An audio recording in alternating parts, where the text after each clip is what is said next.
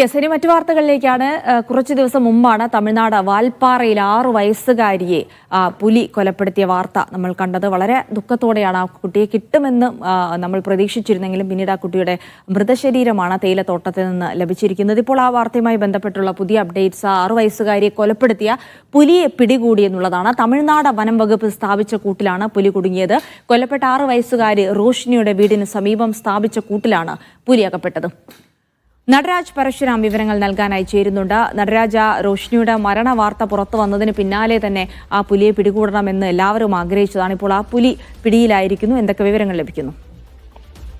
വലിയ സന്നാഹമാണ് പുലിയെ പിടികൂടാനായി തമിഴ്നാട് സർക്കാർ കഴിഞ്ഞ ദിവസങ്ങളിലൊക്കെ തന്നെ വിനിയോഗിച്ചിരുന്നത്. പ്രദേശത്ത് CCTV ക്യാമറകൾ സ്ഥാപിക്കുകയും പല ഭാഗങ്ങളിലും സ്ഥാപിക്കുകയും ഒക്കെ ചെയ്തു. ഇന്നലെ രാത്രിയാണ് റോഷിനിയുടെ വീട്ടിൽ നിന്നും അല്പം അകലെ അല്ലാത്തൊരു സ്ഥലത്ത് ഇത്തരത്തിൽ പുലി കൂട്ടിൽ കുടുങ്ങിയത്.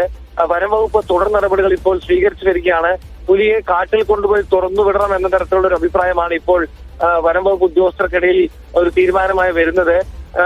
മറ്റൊരു സൂവിലേക്ക് മാറ്റാനും മൃഗശാലയിലേക്ക് മാറ്റണം എന്ന തരത്തിലുള്ള ഒരു ആലോചനയും നടക്കുന്നുണ്ട്. ഇക്കാര്യത്തിൽ അന്തിമ തീരുമാനം വനം വകുപ്പ് കൈക്കൊണ്ടിട്ടില്ല. അക്കാര്യത്തിൽ അന്തിമ തീരുമാനം ഉച്ചയോടുകൂടിയായിരിക്കും കൈക്കൊള്ളുക. എന്തായാലും ഏവരെയും ഞെട്ടിച്ചൊരു സംഭവമാണ് രോഷിനികുമാരിയെ പുലി പിടിച്ചു കൊണ്ടുപോയതും കൊലപ്പെടുത്തിയതും. വീട്ടുമുറ്റത്ത് കളിച്ചുകൊണ്ടിരുന്ന കുട്ടിയെ പുലി പിടിച്ചു കൊണ്ടുപോകുന്നത് അമ്മ നേരിട്ട് കാണുകയായിരുന്നു. പിന്നീടാണ് പോലീസിന്റെയും നാട്ടുകാരെയും വിവരം അറിയിച്ചത്. ഏതാണ്ട് 18ഓളം മണിക്കൂർ വ്യാപക തെരച്ചിൽ നടത്തിയെങ്കിലും ഒടുവിൽ കുട്ടിയുടെ മൃതശരീരം കണ്ടെത്താനാണ് കഴിഞ്ഞത്. ഏറെ വൈകാരികമായി പലർക്കും അനുഭവപ്പെട്ടൊരു സംഭവം കൂടിയായിരുന്നു അത്. അപ്പോൾ തന്നെ പുലിയെ പിടികൂടണമെന്നുള്ള ആവശ്യം ശക്തമായിരുന്നു. പ്രദേശത്ത് എപ്പോഴും പുലി ഇറങ്ങുന്ന ഒരു സ്ഥിതിയും ഉണ്ടായിരുന്നു.